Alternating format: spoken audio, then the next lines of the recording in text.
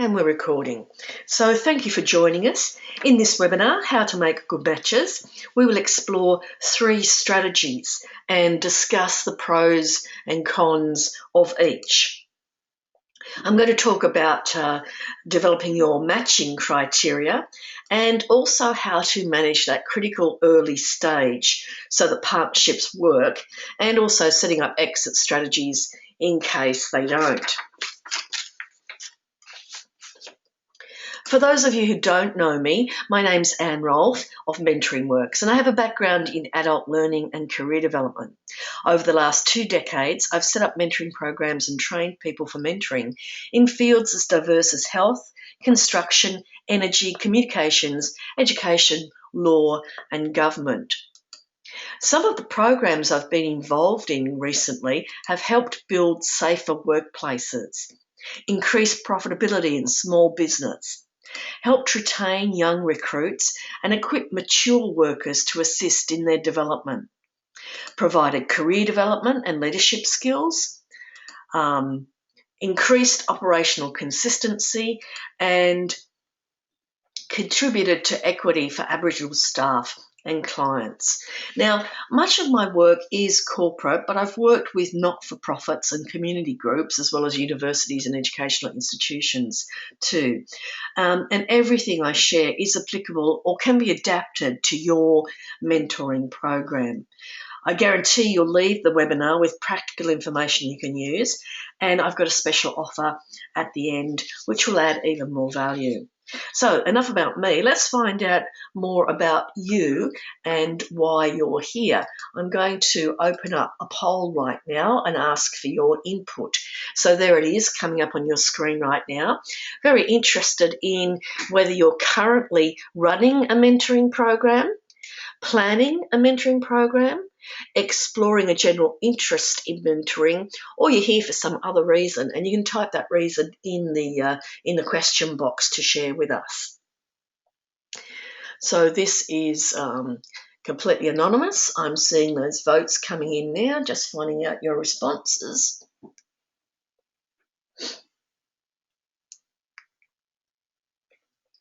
Okay, I think everyone's just about had enough time to vote. So I'm going to close that now and share the results with you. So what we can see there is about half of you are actually currently running mentoring programs. So I'm hoping that you'll have some input to share with us, because obviously joining an online community like this allows us to share information with each other. So you're learning from one another's experience, not just mine.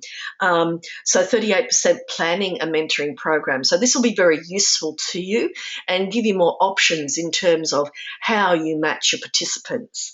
Some of you are exploring a general interest in mentoring, and someone else actually here for another reason. So if you want to type in and share that with us, that would be great. If not, that's okay too. I'm going to put that away now and just continue with our slideshow here. So I'm going to start by talking about mentoring strategy, because it is critical to selecting and matching participants. Now, I know you're here with a keen interest in the matching process, so don't think I'm off topic here. This is the foundation of the topic, and I'm going to share a case study to show exactly how. When you plan and promote mentoring, prepare people for their roles and provide support, you increase the likelihood of success. And a critical step is working out how to put a mentor and mentoree together. To make good matches, you need to have done a good job on these first 2 items under the heading of planning. And by the way, depending on the size of your screen, this probably isn't coming out too clearly, and please don't take a lot of time writing all this down. I do have it available for you on the website. If you want a copy, just drop me a quick email and I'll provide you the link so you can download this model. It is the basis of everything I do, and it is also the basis of award-winning mentoring programs. So it is really the key to a successful program, this whole mentoring strategy: planning, promoting, preparing participants, and your program support. I'm focusing in this webinar on the first two items because they set up how you select and match your participants. So you need to identify those strategic objectives and analyse the needs of your target group. So I'm going to give you a checklist, and I'll have this I'll send this out as a handout to you after the webinar, and I will show it as a slide later on as we go through. But the first item on your checklist is to specify your aims, focus, and objectives for your mentoring program. So I'll go through what that means right now. So in terms of setting up a mentoring program and your mentoring strategy, the first thing you ever do is to think about the aims of the mentoring program. And to do this, you need to figure out the organisational needs that mentoring is going to satisfy and the strategic value that this mentoring program will offer. So you need to look at what's going on in your organisation and what it needs and how you can link that to your mentoring program from a strategic point of view. At the next level, so that's a very high level stage of planning your strategy. At the next level, you start to focus on your target group. So who will be mentored and who will mentor them, and what is the focus, what is the purpose of this mentoring program. These items are all linked together in your planning process. And once you've done the high level and the medium level of the focus, then you get down to the nitty-gritty of the actual objectives. What will be the outcomes that you want to achieve through mentoring, and how will you measure them? Now, I'm going to share very quickly a case study, and this again is available, but it's a composite of some programs I've worked on previously in terms of the planning of the program right from the beginning, the high level. So I'm talking about an example, a case study here, where the aim in terms of organisational need was to satisfy equity requirements. A couple of years ago, the Australian Stock Exchange set down in law requirements that organisations above a certain size would have to report on equity outcomes, not just plans. And so this organisation was planning a mentoring program to assist its legal requirements in terms of equity outcome reporting. In the planning process, so in researching the organisational needs, of course, this was a program that was going to be focused on women in the organisation, so equity for women employees. And in the planning of doing the research, what we shared was that there were also strategic benefits or strategic value to the organisation in terms of helping to avoid skill shortages, things like becoming employer of choice and lowering recruitment costs. These were all other strategic things that were valuable to that organisation. The focus, as I said, was on women, and specifically the purpose of the program was developing leadership potential.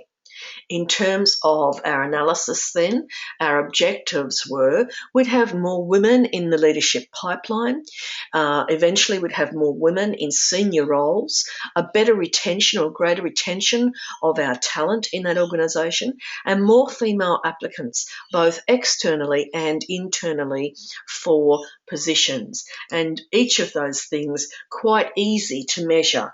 Before the mentoring program, historically, we could look at figures that were available, and then we could actually look after. Now, this sort of program, you can imagine, although you would evaluate immediately upon the conclusion of the program, some of the things you're going to measure would take time to show up. So you might measure 3 months, 6 months, 12 months, 24 months, 36 months down the track to see real change. And I've discussed this sort of thing in evaluation webinars previously.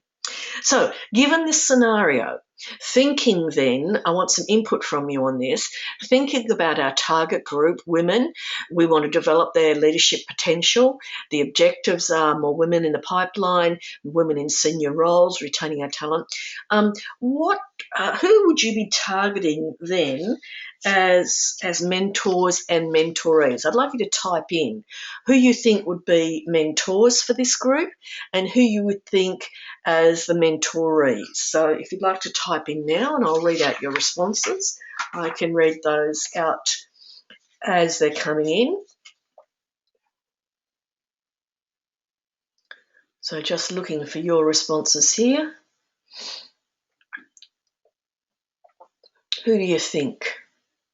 Okay, so Ophelia's saying the target would be women already in leadership positions. Yes, so we're looking at getting women into those senior roles. So certainly you target women already in leadership roles. I reckon you could look outside of the organisation too. Some women within organisations might be exhibiting their leadership potential in volunteer roles, other organisations they're actively involved in too. Okay, Lynn's saying women in leadership roles as mentors, any women with potential as mentees, yes? So you'd be looking to, in your recruitment process, which I'll talk about briefly in this webinar, you'd probably want to gather some information about their potential, the mentees' potential. So Yvonne's saying experienced executives, men and women. Yvonne, I'm glad you brought that up because typically now we are looking at progressing women into senior roles. So it's fairly unrealistic at the moment to expect all of the mentors to be female as well. Since we have such a shortage of women at the top, it is likely that we would be looking for some male mentors as well. And there are certain advantages in that. I'll talk about that a bit later. Thanks, Yvonne. And Nina has also brought this up too. Men who support having more women in the leadership rank as well. Yeah, very good point there, Nina. We need men on board if we're going to advance women in our organisations. So having them as part of a mentoring program and have their visible support is a very good example within an organisation. Okay, so thanks for those comments. So I'm making the point here, and this is a particular program. I know your program will be different, and feel free to make comments about your particular program here. We can discuss those.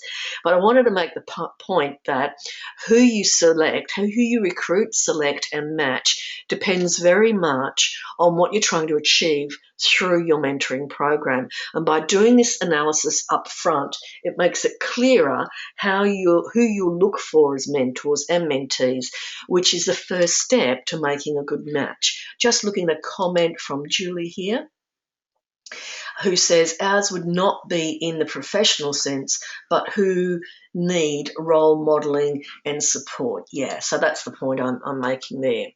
Okay, so your first step, and I've got, I think, about 20 points on this list. You can write them down if you wish as you pick them up, or wait for a handout to come up and a slide later on as well. Okay, so your first step then is really identifying your aims. And then remember, that's at the high level, the strategic value and your organisational needs. Your focus, which is who your target group is and what's the purpose of your program, and the objectives of mentoring. What are the outcomes you want to achieve and how you're going to be measuring them? And, you know, sometimes when I've got to that stage of what are the objectives and the measures, we kind of go back a few steps and re-look at who our target group actually is. So specifying the target group of mentors and mentorees, that's the people who are going to be mentored. Make sure you're really clear about those groups. And You also need to, and I'm sorry that's run off the page there, determine the qualities they'll need to make mentoring successful. So what qualities will they need? Because that will impact on your recruitment and selection. So I'm going to be, so any questions you have, feel free to type them in. You don't wait for me to ask and invite your questions. You can type them in at any time, and I'll pause from time to time and respond to your questions. Okay, Julie's saying, Julie's asking about, will the slides be available? Not by themselves, but the recording will be available for a short time after the webinar. And if there are particular things in those detailed slides, such as the mentoring strategy that I showed you with lots and lots of detail, that is available as a PDF, and the list of the 20 or so points that we're going to go through that you'll see on a slide coming up, that will be available as a handout as well. So if there's anything you want, just send me an email immediately after the webinar, and I'll flick the link to those to you, or you can find all of them, those sorts of things, on my website as well. So we're going to be talking about matching methods, and 3 that are very popular and that I've used. So the first method is matchmaking, where you or a panel or a software system actually make the matches on behalf of the mentors and the mentorees. Another method I'm going to talk about is set and search, where you actually set up your mentorees, the people who are going to be mentored, with some skills to go out and search for mentors themselves, and sometimes these second 2 are, or even all 3, are used in combination. So the third one is populate a pool, where you actually set up your mentors, a pool of mentors, well qualified and possibly trained as well, ready in advance, and the mentees can either select for that, or you can make the matches yourself. So the secrets to success, I find, I'm going to concentrate on matchmaking first of all, but whether you do that manually or whether you use software, the real secret to success is to actually ensure that your participants are all volunteers. So they actually put their hand up, they want to be involved. If they are doing this voluntarily, they want to be involved, they're much more likely to make it work and put the effort into making it work. You can have people self-nominate, volunteer, or you can call for nominations, perhaps invite managers or other people to nominate people they think would make good mentors or would benefit from being in the program. But if people are nominated by someone else, I do recommend that you actually talk to the people and make sure that they are they're not being forced into this. They're actually happy to be involved. So just going back to that mentoring strategy model, as I mentioned, this is available for you to download from my website. Under the resources tab, you'll find that. So you actively need to, and you'll see the second column there is promote mentoring. So you need to market your mentoring program, promote the strategic value and the personal benefits of mentoring to all your stakeholders. You've got to create a buzz, and you also need to set up your recruitment and selection process. Advertise and select participants using a process similar to as if you were actually hiring someone, employing someone. You've got to make your program magnetic so people are attracted to it, and then your recruitment and selection process where you advertise and actually invite written applications. And if possible, if your program's small enough, you might be able to set up interviews. So this recruitment and selection process, do it as if you are hiring people for a key role, because actually you are. And Remember, the first thing you need if you're hiring someone for a job is a job specification or a position description. So part of the process will be actually defining and documenting the role of the mentor and the mentoree. And this will help you to develop your selection criteria. And just a reminder, if your mentoring involves children or people or young people, you will need to do a prescribed process and do background checks. Now, that's different depending on where you are. It's different in different states of Australia, let alone in different countries. So I'm not going to speak about that today, apart from the fact that to mention, if you're working with children or young people, you need to obviously look into the details and requirements of your location. And you'll need to allow extra lead time so that you can do the necessary background checks. But if we're working strictly with adults, then it's a slightly different matter. Now, I'm not going to talk so much about promoting your program, although that's important. As I said, you need to make it magnetic so it attracts people. I've got a separate webinar on promoting your mentoring program, and I've also got a separate webinar on recruiting mentors. So just briefly touching on those important topics today. I will say a little bit more about your selection criteria. So you need to think about this before you start going to recruit your mentors. So as I've mentioned one already, you want people with a desire to be involved, and that's why I strongly recommend that a mentoring program be voluntary. You also need to jumped ahead there. You also need to make sure that the mentors and mentorees are going to be accessible. So they've got the time available for this. You want mentors who are going to be role models, so they emulate the values of your organisations. You want mentors who have the ability or can develop the capability for the mentoring role, which I see as being very much listening, not just telling people what to do. I always say that good mentors listen before they speak, ask before they tell. So you need people who've kind of got that idea, that attitude, and with whom you can develop those skills.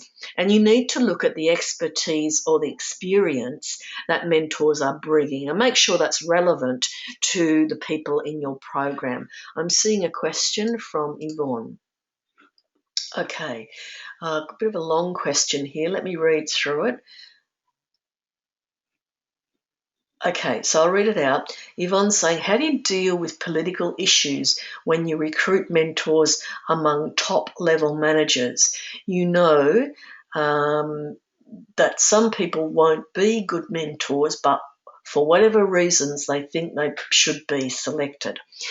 Okay, there's a couple of strategies. It's a good question. Thank you, Yvonne. So Yvonne's talking about the delicate situation when people, and it may be senior managers, it may be other people in the organisation, but it applies across the board. What do you do with someone who puts their hand up, volunteers to be a mentor, but actually your sense of it is they're really not suitable for any number of reasons?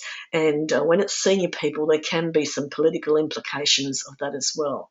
Okay, so this is where you need to be very clear and make a really good effort in documenting your criteria.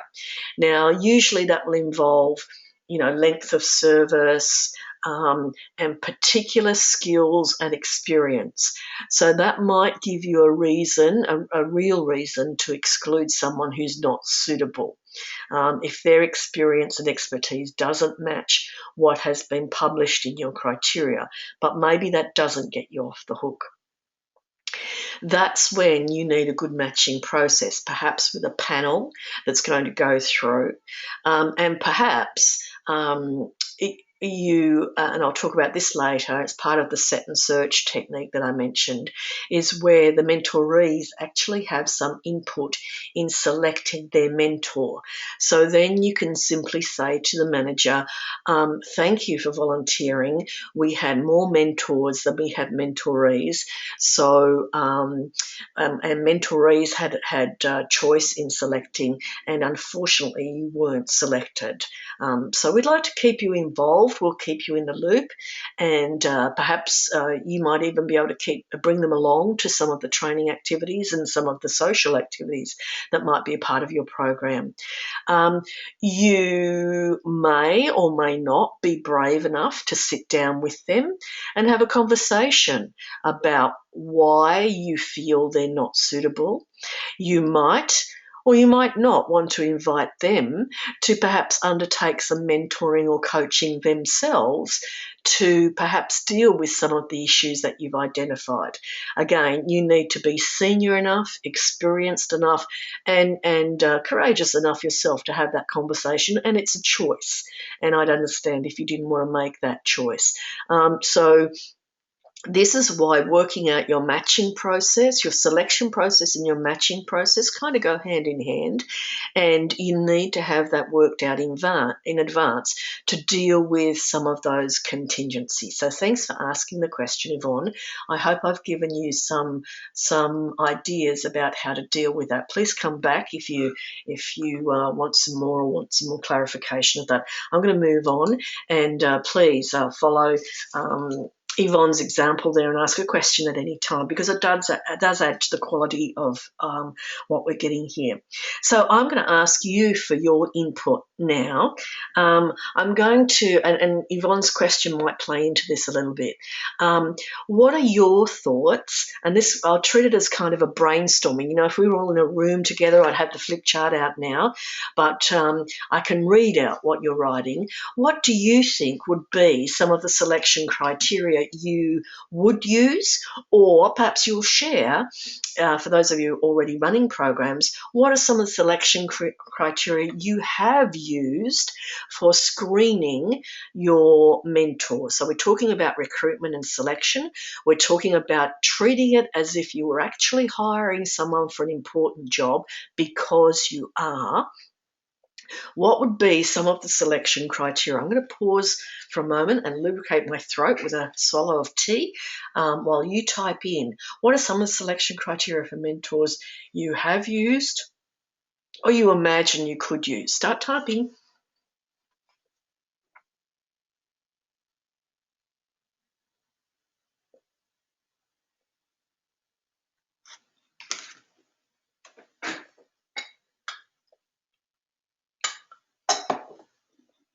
Okay, so thinking about the type of criteria you might use. Okay, here come your responses. Okay, Yvonne's saying perhaps they should already be perceived as mentors. Yes, and one of the things I mentioned was that you want to get people to put in a written application, or you might call it an expression of interest, or you might call it something else. But you certainly want something in writing from them, and one of the questions you'd ask, or one of the things you'd seek to elicit, or perhaps you'd talk to these people and find out, do they informally mentor other people? Perhaps they mentor their own staff, or perhaps they mentor other people, or perhaps they've been involved in other programs in the community or within the organisation, so already perceived as mentors. Thanks for that one. So Nina's saying, yes, they need time availability. And this is something to be mindful of when you're dealing with more senior people.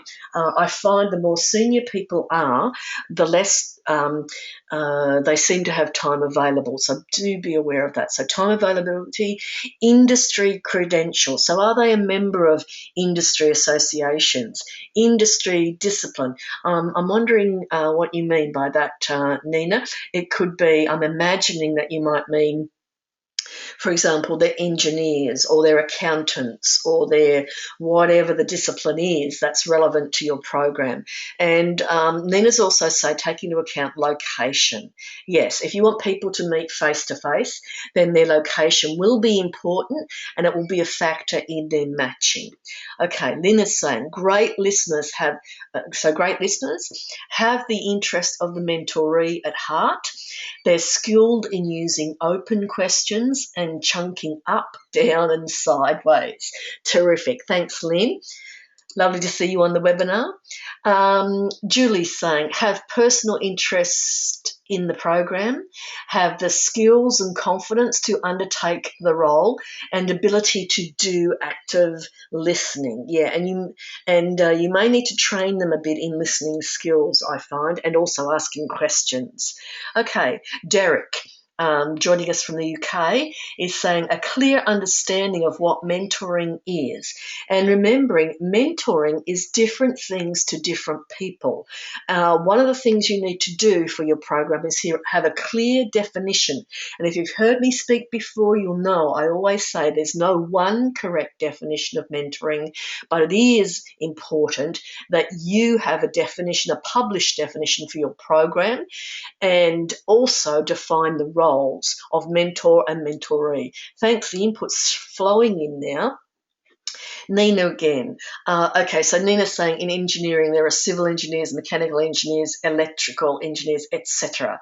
And for our chartered program, it's not appropriate to match an electrical engineer with a civil engineer, for example. Thank you for that clarification.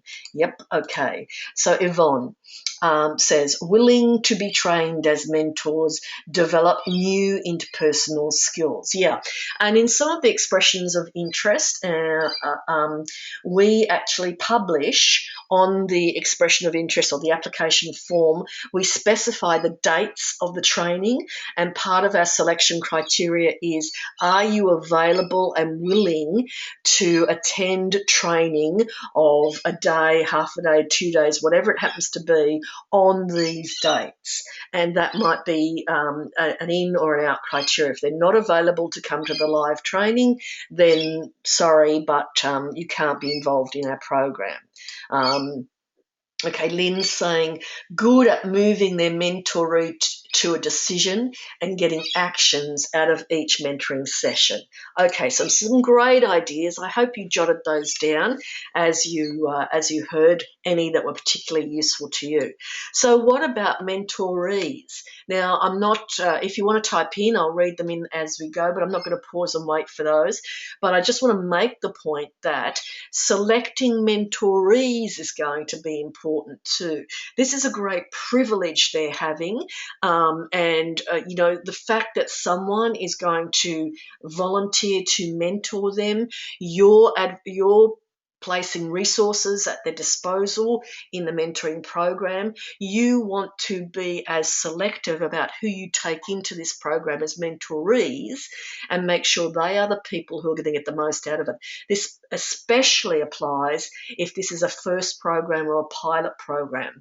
Make every effort to ensure that the people you allow into your program are the ones most likely to make a success of it, because these will become the examples, the role models, and potentially the advocates of your future program. And if you're relying on funding, grants, etc., you need to set people really up for the best success. Okay, so here are some things that I always include in my selection criteria. So obviously you're going to be looking at the matching criteria.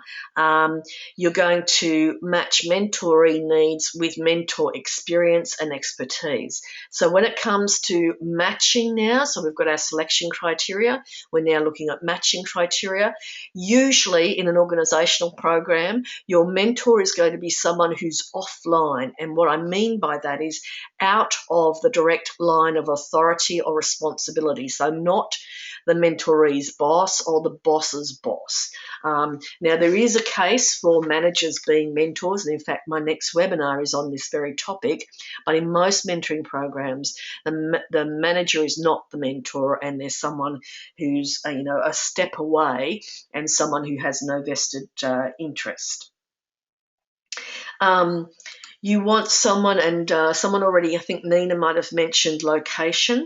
Now, if you want people to meet face to face, having them in a similar geographic location is going to be a help. But I have to tell you that I've had people matched in the very same building who never managed to get together face to face. So it's more than location that makes a difference. Don't assume because they're close together they're going to make that effort. You have to put some things in place to prompt them, to help them, and to stimulate that face-to-face meeting. On the other hand, I'm working with lots of programs where people never get to see each other face-to-face at all, or meet only at the initial kick-off workshop, and then all of their interaction is done remotely. And we have the technology now that distance is not a barrier. There's lots of free video conferencing online applications that you can use, the good old telephone, even exchanging emails. And that's before you even get into some of the very sophisticated software designed specifically for mentoring that you may use. So give thought to location. It may be a matching criteria to think about, especially if you want people to meet face to face. The last point I want to make is look at the balance between what people will have in common and what is different. Now, Yvonne, I think, was talking about in their program, it is necessary that people come from not only the same general discipline of engineering, but the same strand of engineering, civil with civil, electrical with electrical, and so forth.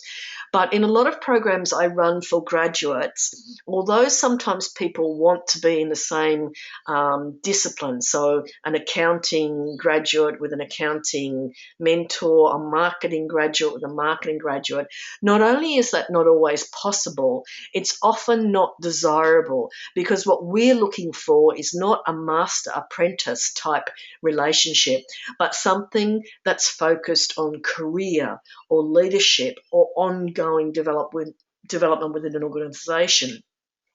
So it can actually, too much similarity can actually get in your way there.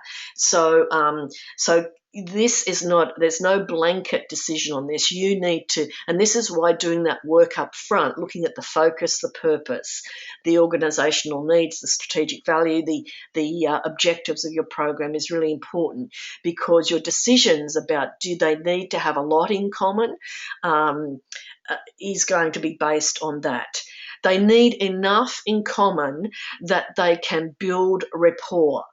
And you need to help them find what they have in common and set that up through activities in your program. But do you know what?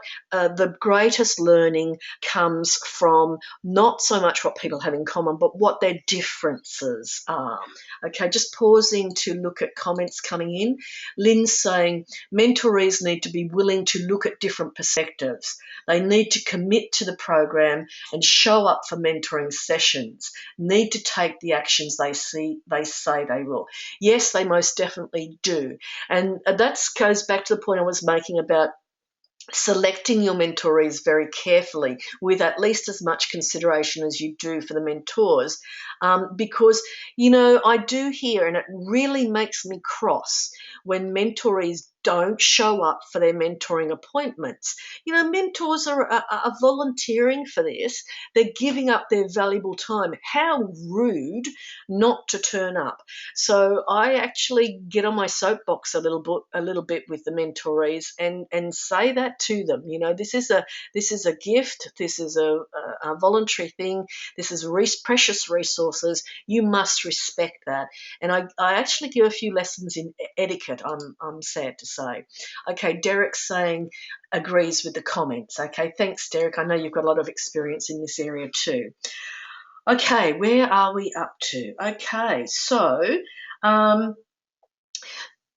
I just want to suggest that there are some things that really matter. You can set up all the criteria for matching you really want, but these, in my experience, are the things that matter.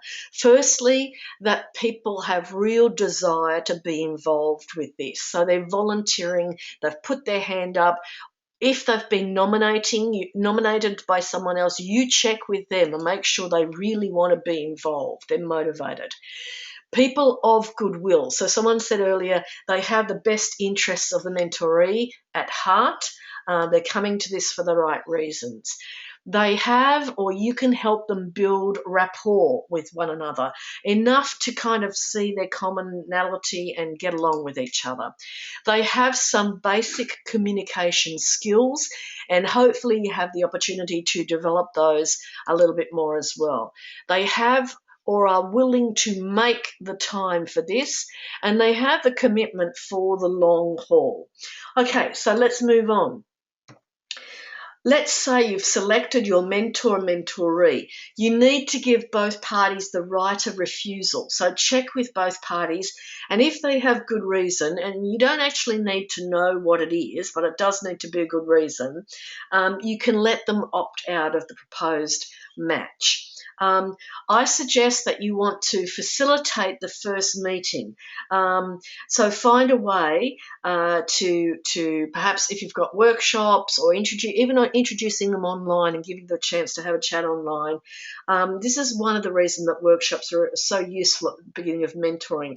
Participants learn the skills and the structure of successful mentoring together, and group activities break the ice and stimulate networking. I recommend that you build in at an agreed point. So say at 6 weeks or after 2 or 3 meetings, you might specify that mentors and mentorees pause and review their relationships and indicate whether they will commit and continue or opt out. Now, if they choose to opt out, you have to decide whether you have the resources and want to actually rematch those who opt out. So that's, again, part of your planning process. Are you going to let them opt out and match them up with someone else? Do you have the resources, the time and the effort to do that? Do you have spare mentors there in the pool? And you need to manage those early stages. And what I mean by that is I recommend you have contact with both parties of the pair very quickly after you have initially introduced them. So within a couple of weeks, check in with both of them, make sure they've made contact, make sure they're okay with that, see if they've got any difficulties. Again, this calls for a great deal of resources in personally following up these people. And then, as I said, have that meeting scheduled to review. Okay, so I'm going to give you the summary checklist of what we've covered so far. There's quite a bit here. So I'll give it to you as a handout after the workshop. After the webinar, sorry. So you've got your program aims, your focus and your objective. You've specified your target groups of mentors and mentorees. You've chosen a matching method. I've only covered one so far. I'll get in quickly to the other two very shortly, although much of what I've covered so far applies to both of those. You promote your mentoring. So actually have a marketing program for your mentoring program. So you're advertising, you're marketing, and make your program magnetic so people want to join, people are attracted. Set up a recruitment and selection process, just as if you were hiring a new employee. That means you need to define the roles, have a job role, have a job specification, a position description. That allows you to determine your selection criteria and then look at matching criteria. And remember what's really important. Give people the right of refusal. So talk to them privately, and if they're not happy with that match and in confidence, you can do something else. Facilitate their first contact so that you break the ice. If you can train your participants, you'll have a much greater success rate. and give them the opportunity to opt in or opt out. So if you have any questions about any of these, please type them in. I'll be coming back for questions shortly.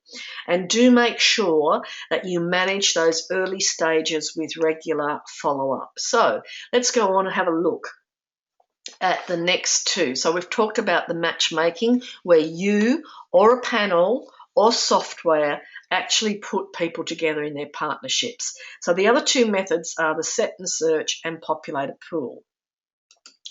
Now, the set and search, I do find that the more input people have to their match, the more satisfied they tend to be, at least initially. But you do have to educate them about what to look for, and what they think they want isn't always what they need.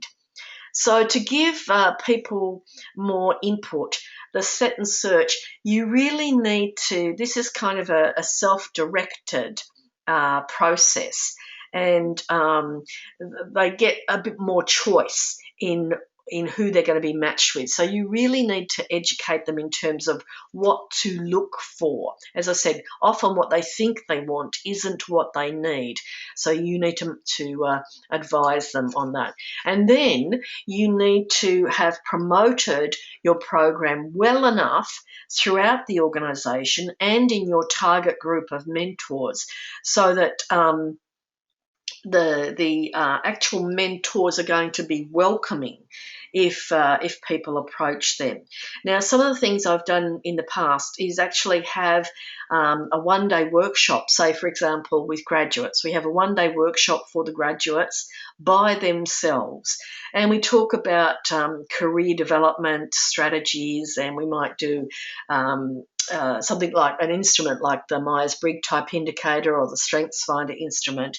And they look at the challenges and the benefits of communicating with people who are like them and different from them. So as well as having the career development benefit, these instruments are really a way of educating people about communicating with people who are different from them. So expanding their ideas about who might be a good mentor for them.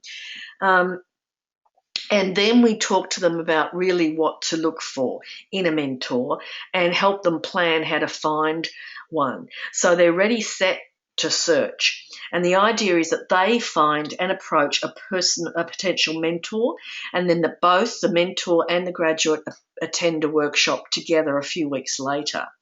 They usually have an in-house coordinator who can help them find or approach a mentor if they need it.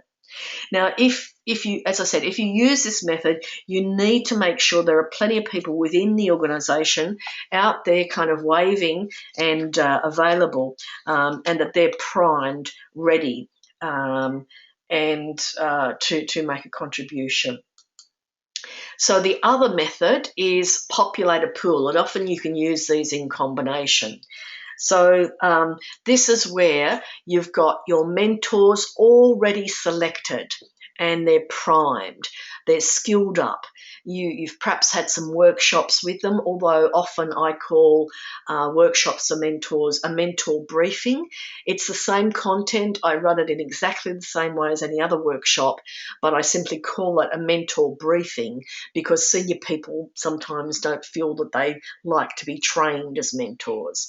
So having your mentors already selected and primed, and then they're briefed, they're skilled up and ready to go when you provide them to your mentorees. You might provide lists, you might provide biographies, you might do that online, you might do it in a mixer. I've often run social networking, and I mean live events where people get together over, tea, coffee, or other beverages and food, so that they get to know each other. You can actually run some processes that get them to network and meet each other as well, so that they can have some choice in that process.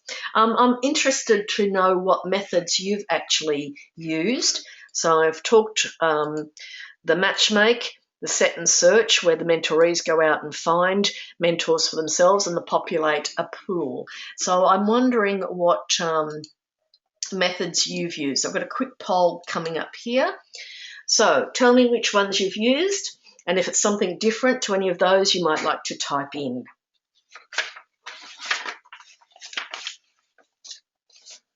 Okay, seeing those votes coming in now.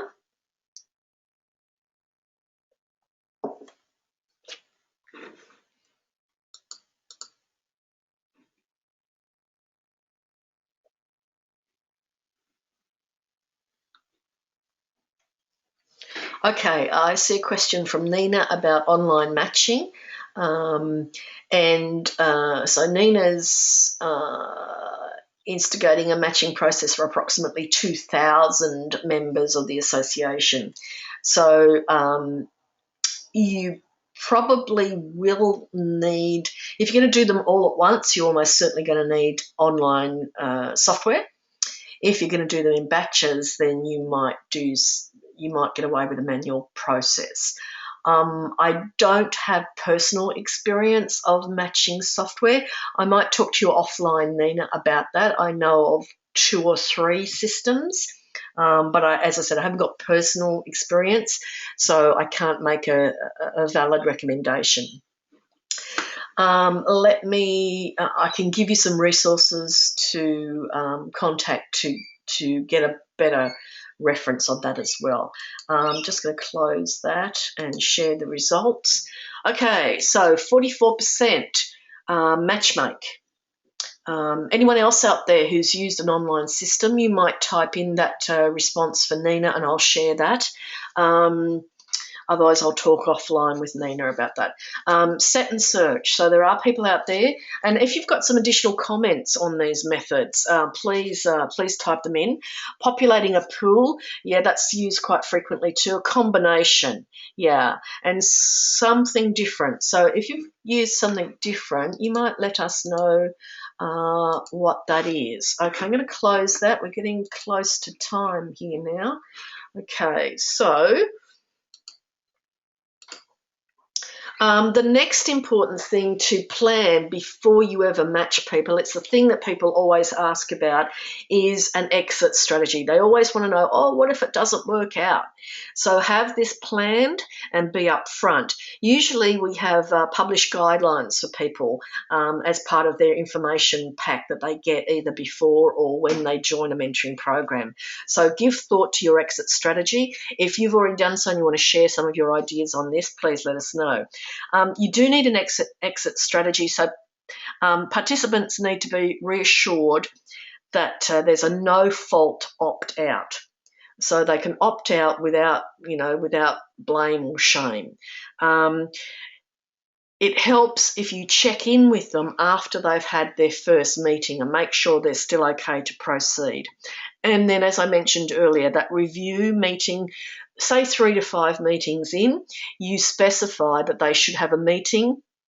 I usually recommend they dedicate 1 meeting to simply discussing the relationship and what's working well, what they might do differently, and make a commitment to continue, or at that point decide to opt out. So do make sure you've got an exit strategy. And once again, you need to make a decision about whether you will rematch people at that point, whether you've got the resources to do that, and whether that's a good idea in your program. Okay, so these are the things that I've talked about so far. You can type in your questions. I'll be coming back to respond to questions very shortly. The other thing I like to always get you to do is to actually list your key takeaways and note them down for yourself, but also if you'd like to type those in, it's very good to get the feedback.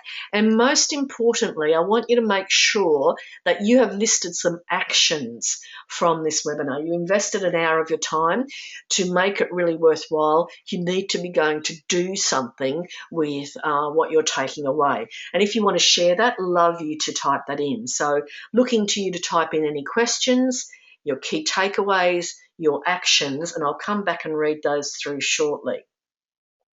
In the meantime, I just want to let you know about next month's webinar.